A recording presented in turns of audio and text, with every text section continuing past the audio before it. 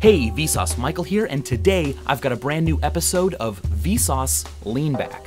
You can click this annotation or the link at the top of the description to start it, and then you can just lean back and let the autoplay playlist bring the knowledge right to your brain. As you already know, it doesn't really work on mobile phones yet, so wait until you're in a better position to lean back.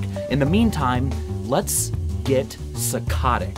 No, not psychotic, psychotic, referring to what is known as a saccade, the quick movements that our eyeballs make when we move from one object to the other. As you may remember from a previous lean back, some animals, like most birds, cannot move their eyeballs. And so to look from one thing to another, they have to move their head really, really fast. And to keep the world from being blurry when their bodies move, they have to keep their heads completely stationary. But here's the neat thing about saccades. When our eyes move, there's a quick blur between one destination and the other. And that blur is completely incomprehensible to our brain.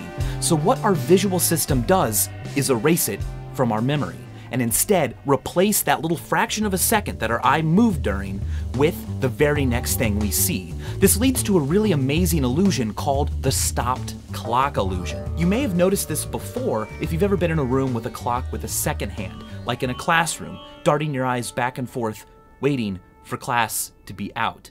Now here is what happens. Right when you dart your eyes to the clock, that very first second, that very first movement of the second hand that happens when your eyes reach it seems longer than every other second afterwards.